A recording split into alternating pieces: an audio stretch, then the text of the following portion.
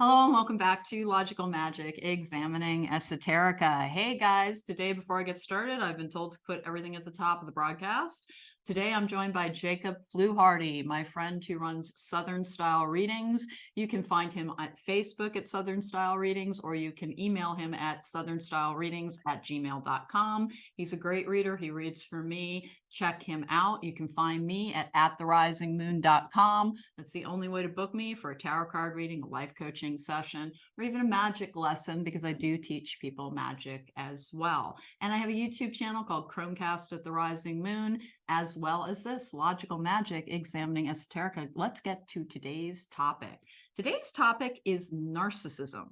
How prevalent is it? Why do we keep hearing the word everywhere? What can actually be mimicked? What conditions can cause people to have narcissistic phases? And how narcissistic traits, we all possess them, and sometimes they're for our own well-being. So, hey, Jacob, how are you doing today? Just getting over a cold, but otherwise super duper. So you'll have that deep, gravelly voice. It's a great Hey, radio voice. yeah, exactly. You'll sound like you're talking from the bottom of your shoes. Hey, Jacob, how many narcissists do you think you've known, like real narcissists? Because there are two types. There about 6% of the population has narcissistic personality disorder. And there are two Right. types. There are the grandiose narcissists, which you might see in somebody like Elon Musk is an excellent like example of that. And then there are vulnerable narcissists who cannot bear criticisms, who actually like are very fragile people who project this great person kind of persona to other people, and then they're usually very poisonous behind the scenes. And so those are the two types of narcissism that fall under the umbrella of narcissistic personality disorder. But there's like some narcissistic traits that we're going to discuss that have to do with other conditions. But how many actual narcissists do you think you've known? Actual narcissists, I mean, a handful maybe. Because like you said, the percentage across the nation is actually really low. And I think you were right, like in that 6 to 8% range. And most of them tend to be males, which I guess makes a lot of sense, especially in the structure that we exist in now. Excuse me. But yeah, no, as far as true narcissists, like, and no more than a handful probably, because like it is a pretty strict diagnostic criteria to actually fall into. Um, but like you also said, there are so many traits that go into this like quote unquote disorder that many of us are expressing some of them, but true narcissists pretty low. I'm going to agree with that. I've known a couple. I would say that my mother likely has narcissistic personality disorder, and this Mhm. is like not an official diagnosis because I'm not qualified to make an official diagnosis. But my ex-husband like has many of the vulnerable Oh narcissists. yeah. Yeah, like you Mhm. know all about this situation. It's like wow, he's like a checklist, particularly on the narcissist abuse level. And what kind of goes into that, because it forms usually in the late adolescence to early adulthood. Narcissistic Mhm. traits that are present in children are usually developmental stages. And from Mhm. what I've understood is that, you know, that period in middle school, which is usually about 11 to 14 or so, when people begin to form a more fully realized sense of self, they may exhibit a lot of narcissism as they develop that self. And so there can be Mhm. transient narcissism during different stages of development and of recovery. And narcissism is Mhm. present in people with addiction issues, with addiction abuse syndrome, with with substance abuse syndrome, and also people with CPTSD and PTSD can also exhibit narcissistic traits when triggered, when they're completely kind of out of the reality here and drawn into one in their head, and their feelings are very magnified. And being triggered can be incredibly painful for people, and I mean it's physically painful as well as emotionally painful. And that is another thing that can cause people to become very centered on self, on their own feelings, on that feeling sometimes of victimization that can go along in a recovery process. Now, if this is describing anybody here, please understand it's not to call you out or make you feel bad about yourself. It's just, it's easier to get over something if you'll take a look at it. If you'll Right. to confront that it's like, yeah, no, I can see that about myself when triggered. I can understand where it came from. If you're being kind of pulled back in time to essentially a formative stage or a developmental stage where it was all about you didn't understand the world outside of yourself, empathy is actually a learned trait, it makes sense. But the only way we have of overcoming something is to face it. So, Jacob, can you tell me like how often you see people in your life exhibiting what you would term a narcissistic trait versus narcissistic personality disorder?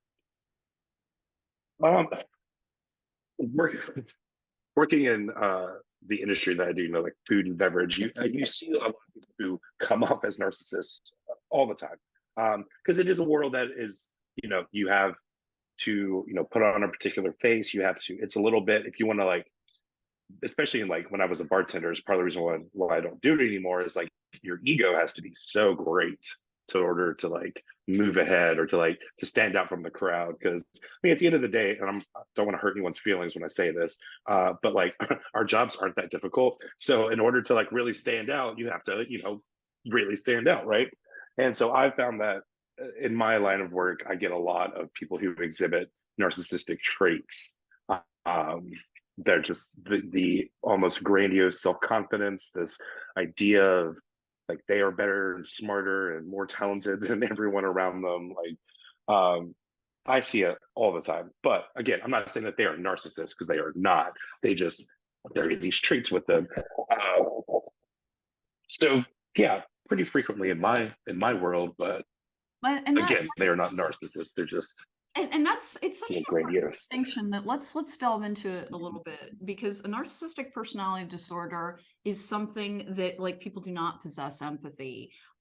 They really see Mhm. themselves as better and more important than other people. Their feelings are the only ones that matter, and they truly, empathy is a foreign land to them, and so they can quite frequently come off as like Right.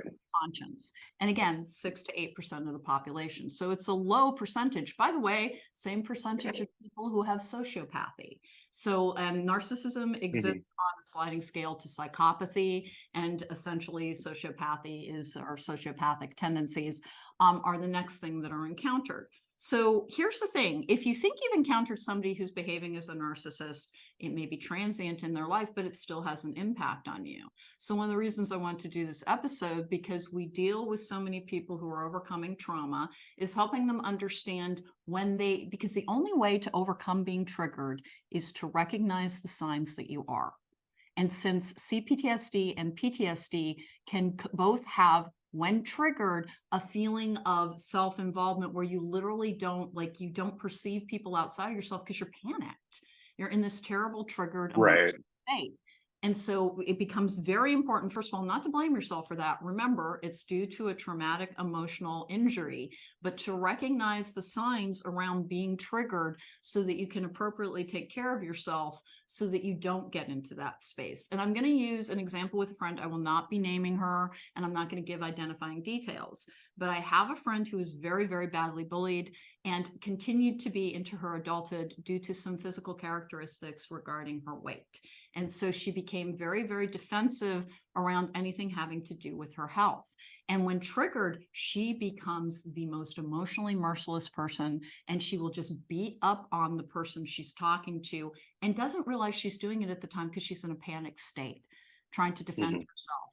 And it's usually not that she's being bullied, it's that something is triggering the memory of how really dangerous some of the bullying situations she was in as a developmental person. And it's happened, she's a longtime friend of mine. So it's happened with her multiple times. And only my awareness of what's going on with her and knowing that it's like, I'm triggered, you're triggered, I need to step back and you need to kind of take care of yourself, has preserved the friendship. The thing is that empathy and sympathy and compassion for what somebody else is going through cannot then enable abuse. And so what people with these conditions that can mimic narcissism need to do is to get in touch with a process that will be able to take care of themselves so that they don't damage their fundamental relationships around them, their friendships, their personal relationships. And if you're hearing this, please, please don't feel called out. You're being given a tool to help understand yourself a little bit better so that you don't accidentally damage the sphere around you. If you can Mhm. recognize trigger points, and here I'm going to use an example where it's just me.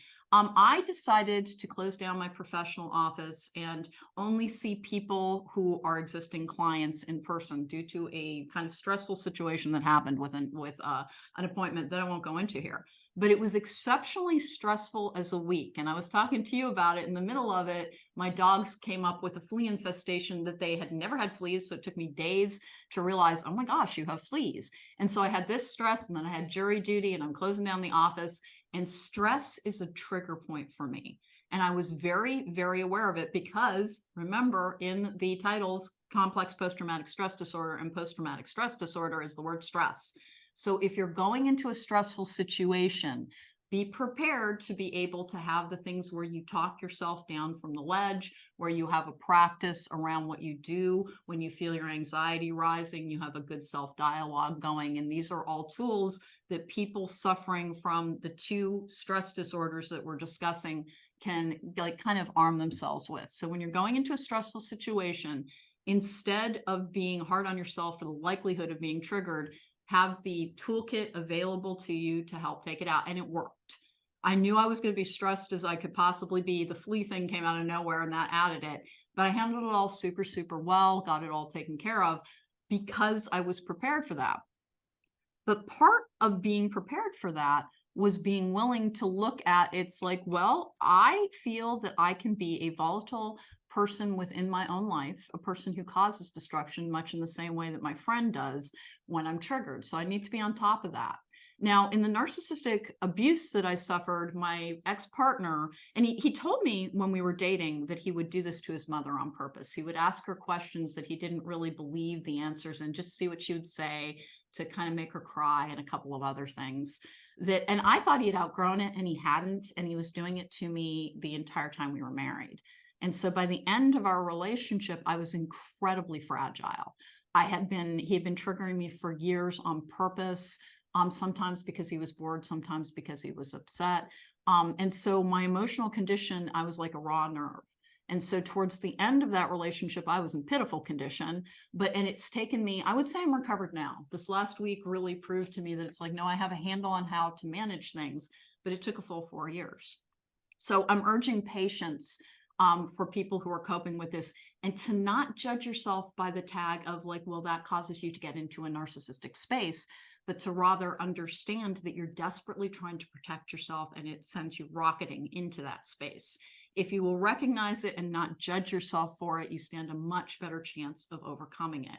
I'm always trying to get people to understand you didn't do this to yourself, but you can learn how to manage it, how to cope with it until it basically, the power level on it goes down and down until it's just kind of a background noise in your life that you learn how to manage. Jacob, you have a mood disorder. And does mood disorders also can have narcissistic traits within them, correct? This is true. Excuse me. So sorry. On both counts, me and the connection. It's funny because like I did just a little bit of light reading to kind of give myself a refresher on narcissism, from school or whatever. But yeah, it has a couple of like comorbidities that come along with it, and one of them is borderline personality disorder, which is very similar to bipolar. So I started reading about it because I was like, oh man, I started doing some self-reflection. Like, do I have any narcissistic tendencies? Don't think that I do, but it was interesting. I thought that was very fascinating. But yeah, substance abuse disorder, like you referenced earlier, and antisocial personality disorder, which is what most people don't realize. It's kind of closer like the sociopathic, psychopathic kind of people, right? It's not just like, oh, I don't like people. It's like, ooh, I have a severe disorder. There was a point to that rambling. I swear there was. I lost it halfway through. But yes, I have a mood disorder. Awareness is such a key. It's not about judging yourself. It's about being aware of your vulnerabilities. So we're going to move on from the, hey, if you have these particular traits, please be aware that you may be prone to transient narcissism, which is when you're triggered into a state where you have narcissistic reactions, as in the example of my friend. And then my awareness that like the worse off I am, the more likely I am to, it's hard to call it narcissism. It's just being in a panic, but to other people, it must feel like you have officially stopped caring about anybody but yourself because you're so panicked. And like having to face that and having to confront it and having to take care of it. And what's the difference between self-love and narcissism? And here's the Mm, thing, in a healthy state, there's very little, because there comes in a point where you do need to preserve yourself, where you do need to choose yourself, where you do need to be able to prioritize your needs to preserve self. So some narcissism, or self-love, actually, narcissists, where did the whole word come from? In the Greek mythology, Narcissus was a very, very beautiful figure, mhm, mhm. gazed into a pond or into a lake, and was so besotted by his own reflection that he stayed there. It absolutely captivated and in love with himself. And that is where the term narcissist came from Narcissus. And here's the thing, it is about self-love that needs to be present in a healthy degree. So how, because we all have a horror of like these, terrible ist terms. And does narcissism have a place within a healthy person's life? To an Yes. extent, yes, it does, because it's about preserving self, prioritizing self. And that is when we're always talking about curing codependency and learning to manage it. It is exceptionally important to understand where you end and another person begins. And that is a balance Mhm. issue. So that's the other thing, is that we have this incredibly like toxic understanding of narcissism when we only apply it in that 6 to 8% narcissistic personality disorder, when in fact, self-love is essential to being a healthy person. It's just learning to live in a balanced state with that. And you're always struggling with your own balance because, again, you have a mood disorder, you have bipolar, and you're medicated now, but you were off meds for a while due to an insurance issue. Mhm. Mhm. How did you cope, Jacob? Because it really is. Please remember, so many of these trauma responses, the person is no longer in control of their actions. And that's the deal with my friend, who I really did learn to just accept it about her, because I love her as a person. She's a wonderful human being otherwise. When triggered, it's like, okay, I'm just going to go take cover till you feel better. Mhm.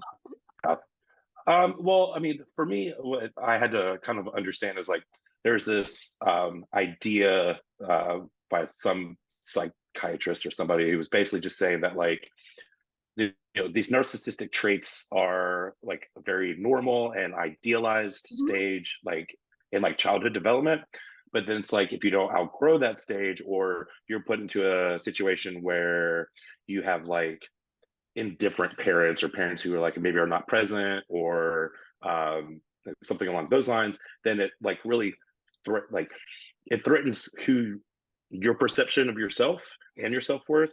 And so for me, that's kind of where I had to remember for myself was a lot of the issues that I have stem from that kind of upbringing. Like again, I've said this numerous times on the show. I'm not talking bad about my parents. I know they love me, all that good stuff.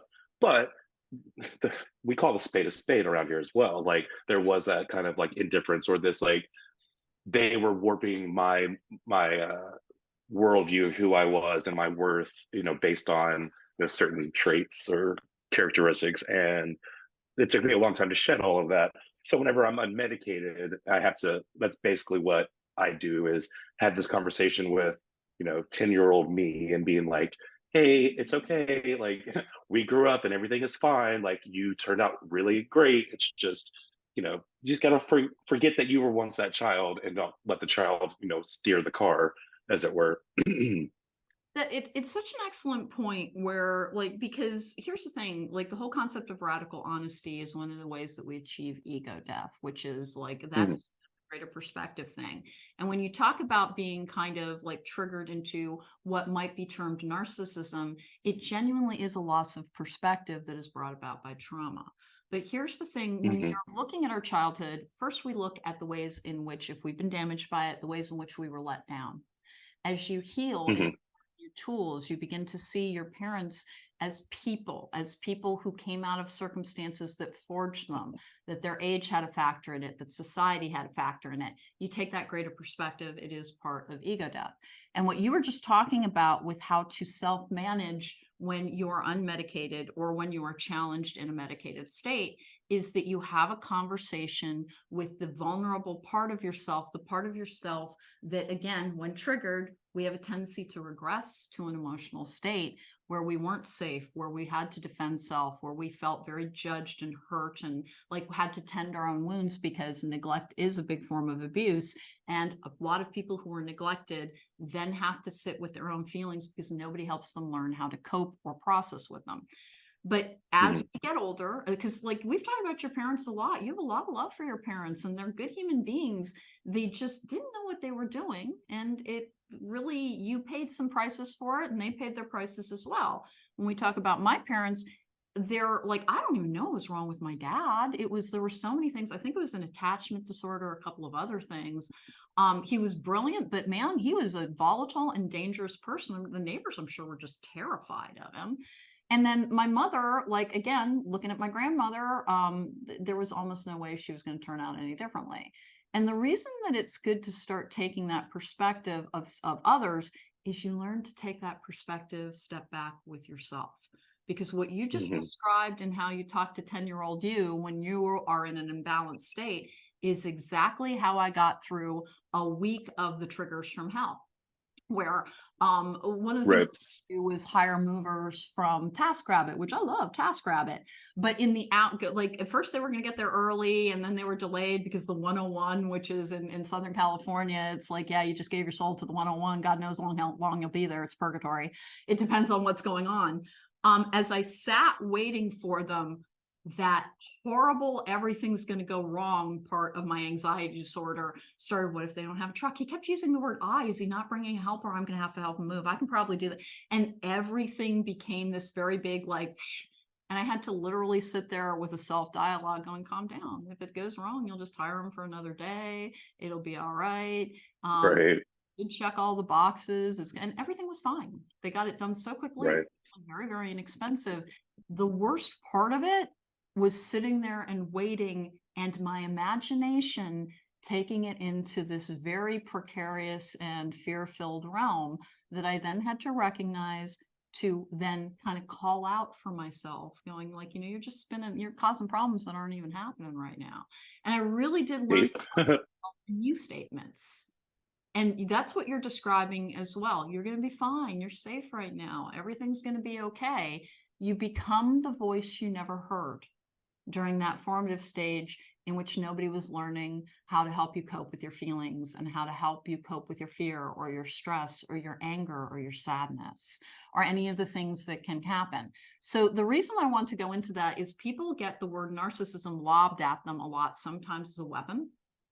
And it's not often appropriate in the narcissistic personality disorder thing. It can be, like I said, like I can't diagnose him officially, but my God, he really ticks every single box on that in my ex. But it's rare. And yet when I'm reading cards for people, I will see it in men in the cards being reflected more often. And I kind of wanted to discuss what's causing that in this society as well. And it does have to do Yeah. with the often, the patriarchy, the patriarchy, the patriarchy, but it is about the patriarchy. If Oh, you, right. No. right, Sorry. like if you live in a society that teaches all the men that they're literally more important than the women, then they're gonna act like narcissists sometimes. And let's cover this Yeah. because there's always this person who feels attacked, who feels threatened, who feels like they're being blamed for all the problems that they don't feel like they're causing. Obviously, it's not all men. There are really good men in this world. There are really kind and wonderful and loving and protective and good human beings, and everybody slips sometimes. It's not all men, but it's too many of them sometimes, where they start disregarding the humanity of women around them because they don't realize we're all programmable. We are all, when we talk about the nature versus nurture, you have to remember our nurturing experience doesn't just come from our parents, it comes from the society around us. And there is a societal message in patriarchal societies that men are more important, and so of course in personal interactions, they're going to be looking down in a condescending or patronizing manner to the women in their lives. And men are socialized to repress their feelings to the extent that they can't find them sometimes. And so women who have more access, but have been taught, God help us, that they just want somebody to listen to their feelings. It's like, you need to listen to your feelings. It's okay if you want to share with another person's, but your feeling is there to inform you about the actions you need to take in your life. That's the other societal, the backhanded swing in a patriarchal society, is women have been convinced that they simply want to be heard. You want to be heard, but mostly you want to be treated as if you have as much importance as the people in an equal society. You want to be treated as equal. Sure. Start like making that distinction, and it gets a lot easier. Yeah, no, of course, it makes complete sense, right? Like, I know it sounds like we talk about, you know, we're very anti-patriarchy, which I mean, I can't speak for you. I mean, I know I am, Oh, you have but no it's just like, idea. of course, Oh, you his know, we go, like we just, like we just talked about how, like, you know, this, you know, you being told how to feel in your developmental stages, and then whenever you are told not to feel emotions and not to do this and not to do that, and then you grow up in this world where those are necessary. Well, yeah, of course, you're going to have this grandiose idea of who you are, or you know, the repression of emotion makes you stronger. Therefore, you know, the more dominant, and the society just breeds so much, and it's like we don't realize it until we're adults, and at that point, like, yes, there's things that we can do to like kind of help ourselves along, but until we understand this as a societal structure and we stop basically passing along generational trauma, we're Mhm. just going to keep having these issues, right? And it's like, luckily, something like narcissism is extremely low, but you know, it's still too high. I mean, there's things that we could be doing differently. Well, and please remember that when we talk about something being into the realm of a personality disorder, that does not then mean that the traits fail to exist in people who don't have it at a disordered level. And so when Right. we're talking about the societal undercurrent of men think they are more important than women and more capable and better leaders, and all the things that are like, when given an opportunity to be proved false, they in fact are proved false. Scandinavian countries have a tendency to have less gender inequality, and they have a higher rate of happiness. They have a higher rate of efficiency. They have a higher rate of successful parenting, and when people go to jail, they're far less likely to reoffend. And like there's a lot of reasons to look at the ways in which our society and our approach to gender, which you know me really well at this point, like I barely believe in gender as anything other than a fluid construct, because it is what we are Hmm. programmed to believe about ourselves and the roles we are meant to inhabit. And it tells you that Hmm. genitalia will determine your aptitudes, and it will not. There are some men Well, who are not. It's just incredibly nurturing, another and form of some women control. who are incredibly prone to being able to be like, all right, everybody on me, follow. There are some women who are Sure, yeah. bears. And so It's it just really, another system of control. exactly. It does everyone a disservice when we won't look at it. And here's the thing, I have a great amount of sympathy and compassion for men. And it is not to the exclusion, because obviously I believe in equality and like in all walks of life. But I have a great amount of compassion for men in this patriarchal system, because so much emotional damage is done to them when they are trying to be forced into this shape of the masculine and what the masculine can do. And it involves not allowing yourself to like show when you're hurt, having to repress, always going towards hostility as a tool for conflict resolution, which is ridiculous, but it's what people are taught. And it does Mhm. tremendous damage to their psyche as well. So please remember, I have a son. I'm never bagging on men. What I am bagging on is a societal structure that we have been taught to believe is everything that is right, when in fact it does so much damage. It does so much damage. I have another friend, she's a little older than I am, and she is the biggest leader you've ever met. She can solve any problem. Like when she was an office manager at a place that I volunteered, and whenever she was out at lunch or something, like people would go and peer into her office, and if she wasn't there, they would look so lost because she solved all the problems. But she wasn't ever taught to view herself as this highly capable, highly intelligent, very obvious leadership quality person.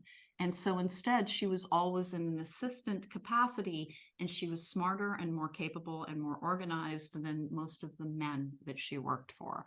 But she wasn't ever taught that you're supposed to, when you have those natural traits, inhabit the leadership position because you're a natural leader. And that's really the damage that patriarchy does.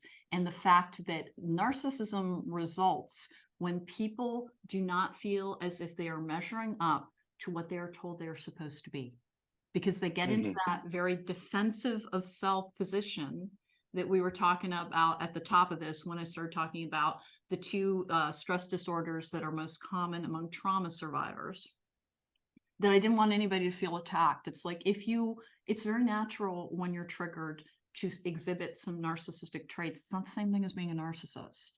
It means that Right. you get into a hyper defensive state. And most narcissism is about being in a hyper defensive state, or in a state in which, because there is this underlying current of women are not as important as men, men sometimes do not view they're very dismissive of them. They're very patronizing and condescending towards them. Like maybe women have too many emotions, when in fact the reality is, dude, you have all the same emotions in you. Society literally beat them out of you, literally kicked your butt until you would stop exhibiting them. And it taught you that that was the way to be. And that is part of what is making this world so sick. So when we start talking about narcissism, which can carry so much negative judgment with it, please, what we're talking about is actually a symptom of something that needs to be healed. Because most people, when given the opportunity to make good choices and in a healed state, will do so and become greater members of society. Like when we're talking about in places like Norway is the one that I'm always thinking about, that I've seen a lot of documentaries on their prison system, and it's nicer than most like people like working class lifestyles within this country, where they really treat people in their prison system as if they're somebody who has something that needs to be healed, and their reoffending rate is minimal, because they really do rehabilitate people through that. And they have taken an approach that is not patriarchal, but rather we have such a negative reaction to the next word I'm going to use, but I'm use it anyway, socialist structures, because the more you react to that negatively, the less you understand what socialism is. It is where people join together in a society to produce a productive and beneficial to all society. It's not the same thing as communism, and it's not the same thing as fascism. And if you're reacting to the word in a knee-jerk reaction, try to talk yourself down from that and understand that if it's working really well in places like Norway, in the Netherlands, in Sweden, in Switzerland, that maybe in fact there's a lot more to it, and that it's being more open to new ideas is one of the most healing things that we can do. Hey, Jacob, we've never talked about this. Did you have any abusive partners as an adult? Because that often results from an abusive childhood. No, quite the opposite, actually. I was always been with very supportive partners. Strangely enough, that's one life experience I've never had. Thank God. Like, no, I'm going to ask you really not honest. even a little bit. Do you think it's part and parcel of people being gay, that they're less likely to inhabit these like very confined and rigid gender structures, and so gay men are more likely to be more supportive and more in touch with their feelings? And I'm genuinely asking. Um, yeah, I don't know. I'm just, if I think about, this is all anecdotal, of course. I don't know any numbers to support anything. I would say that we have the same propensity as anyone else for, because I definitely know of more violent relationships. So I wouldn't say that we're, I don't know. That's an interesting question I haven't really thought about. In my experience, I have not known an abusive partner, and I know very few gay men who have been with abusive partners. But that's an interesting question I haven't really thought about. I see where you're going with it for sure, like where your idea is coming from, and it would make sense. Because gay But men I've can't really inhabit the patriarchal ideal of the big cowboy brute who's like, I break. right, and I feel like the gay guys that are find themselves in like more abusive relationships are usually with people who are either closeted or or just like severely insecure, like maybe are out and are like learning to accept themselves, but their internalized homophobia is still really high. Ah, Because like when I was dealing with internalized homophobia through my 20s, I was the pick me boy for all of my straight friends because I did not want to be perceived as a more I wanted to be the straight gay guy or whatever, and fuck, wait, sorry, darn, wasted like so many years of my life, Like, seriously, I just tagged those. being like that. So yeah, I wasted so much of my time doing that. So I can understand where someone would be more violent in those situations, because if you're actively fighting against that idea, if you're with a partner who is maybe a little more feminine or a little more whatever, then that would definitely elicit an anger response.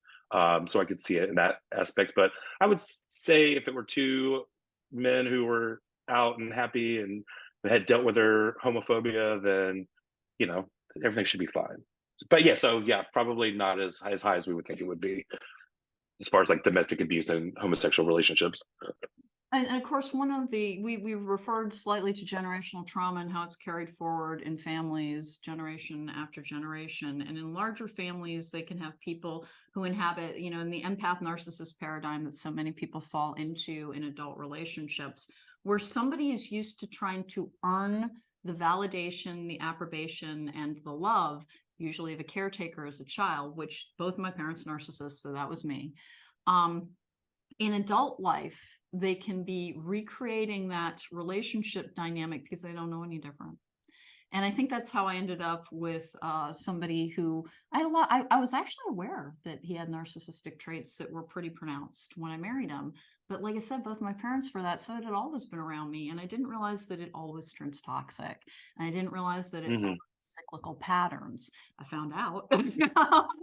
I found out. And like, I feel really lucky to have been able to heal as much as I did. I'm always very aware that we live in a time where understanding of these dynamics gives us the tools to rebuild ourselves in a way that, like, my mother didn't have, my grandmother didn't have. When we're talking about generational trauma and the ability to gain perspective and therefore the power over the things that sometimes hold sway over us, it is much easier to take that step back and see the ways in which, I live in a really fortunate time.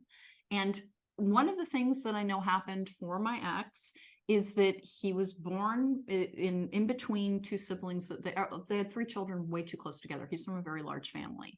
And so his emotional needs were not taken care of as a child. And this was, I was aware of when I married him, and why I had so much sympathy for the fact that he had not been taught to be empathetic. No one in their family had been.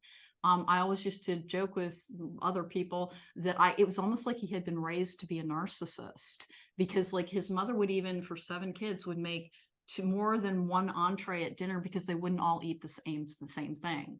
And it's like, wow, like not everything's always going to be to your liking. And it's a really important lesson for people to learn as they walk forward. But like that's just what goes into making people. It's not about judging it. It's about seeing it and understanding what goes into making something.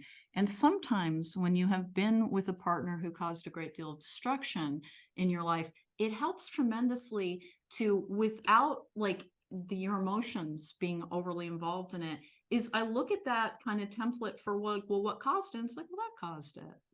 It's like, it's not like the person doesn't have a soul or something.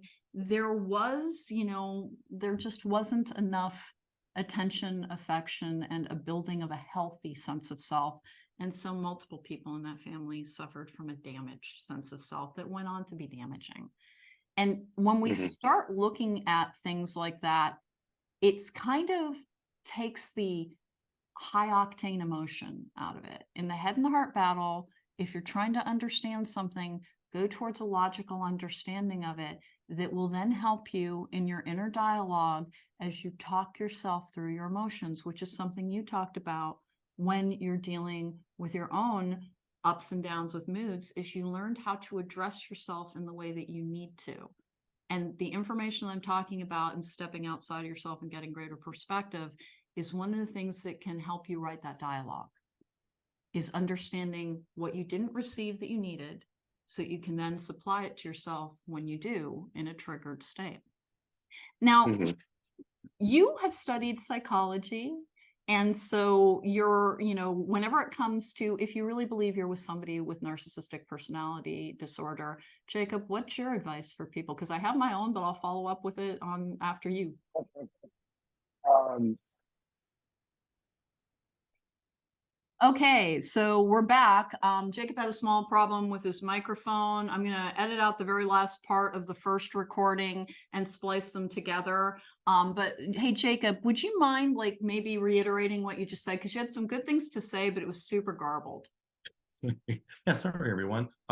What part of that were we on before We were everything? talking about like the things that you can do because I'd asked you if there was a point in time in which you really felt like things there had been a change. Gotcha, the aha moment. Yes. Yeah, so no, there was unfortunately no aha moment for me. You have been there for many years of this process that I've been on. I've been on and off of medication for many years. I've been in therapy for over a decade at this point, and it has always been a process. And I don't know that for me personally, and for a lot of people, maybe that there is going to be that aha moment where everything just kind of clicks and falls into place, and you're going to just start feeling better every day. I'm pretty confident for me, it's going to be a lifelong journey of milestones. And so that's what I like to tell people as well, is like, don't get discouraged if you feel like you're not hitting milestones. It's like, A, every journey is different.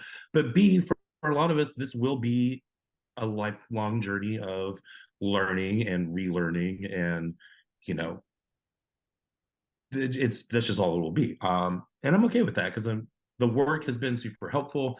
I feel like it's made me a better person over the years. And I look forward to being an even better person when we check in, a year or 5 or whatever. Yeah. There's one thing that you and I have been talking about off camera that, like, if you wouldn't mind going into it a little bit, there's cognitive behavioral therapy, but you are currently in therapy for ACT, which is accountability. What's the acronym stand for? Gosh, of course, I can't remember off the top of my head. I just started it. It's, hang on, acceptance. Okay. Yeah, no, I'd have to look it up. I'm sorry. Acceptance and commitment therapy. Sorry. Ooh, it just jumped into me. Acceptance and commitment. So basically it's just like taking the idea of your emotions or whatever at its base level, taking your emotion and not letting it, like, feeling the emotion, not putting a negative aspect on it, and then working with that emotion as like a partner instead of like the bus driver, if that makes sense. That makes a lot of sense. And part of the reason I wanted to ask you a little bit about it is because it's much better suited to people who are dealing with ongoing disorders, because so Mhm. much about CBT is about redirecting your emotion, which can be very, very important as choosing your emotional direction. But it's not always appropriate to repress feelings, which is what it can turn into. Right. So what you're talking about is a form of therapy that helps you learn how to coexist with your emotions and to not try to correct them nor fix them, but to tend to them appropriately, which in the responding and not reacting thing, which we're always trying to achieve, which will help you with that feeling of that form of, I kind of want to say self-involvement rather than narcissism, simply because we have such a negative connotation with narcissism, but that feeling of being trapped in your own emotions that naturally leads to a high level of self-involvement because you're in a panic state. And ACT, with what we've been discussing about it, gives you more tools to cope with your emotions rather than always trying to put them into a box that everybody else will appreciate. Meaning you get to process them, you get to understand them, and you get to coexist with them. You don't feel like you're repairing yourself. You feel like you're coexisting with yourself in a loving, a kind, and a compassionate way. That's pretty accurate, right?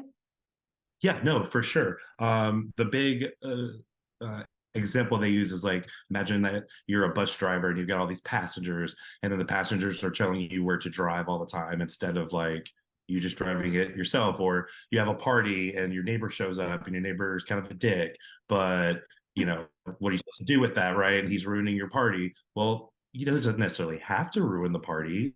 Like, I don't know, there's just different tools that you can use instead of just saying like, go back to your home, George, and leave us alone. You're just kind of learning how to accept and like see the positive aspects that maybe George is bringing to the party. Like, he still is a dick, but like he doesn't have to like ruin the entire day, right? And I guess that's kind of it fits more like how I look at emotions, like we've talked about before. And because CBT never really worked for me, was, well, let me rephrase, it was not super effective for me, which is not uncommon with bipolar patients anyway. So yeah, this is I highly recommend it to anyone who may be struggling with CBT right now. And you can also combine techniques. I'm always telling people that like it's okay to cafeteria shop among techniques to be able to put together the recipe that you need to solve the problems that you face. Sure. Like we can all fit within parameters, but we are all having a unique and an individual experience. And so maybe a combination of CBT techniques and ACT techniques will be the thing that helps you achieve emotional wellness and your best state.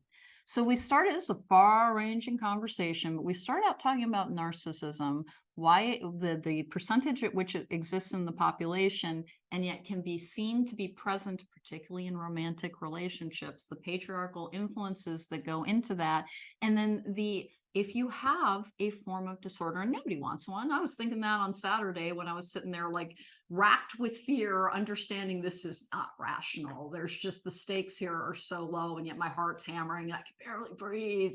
And when I was eating, I could barely swallow. Nobody wants a disorder, but some of us have it.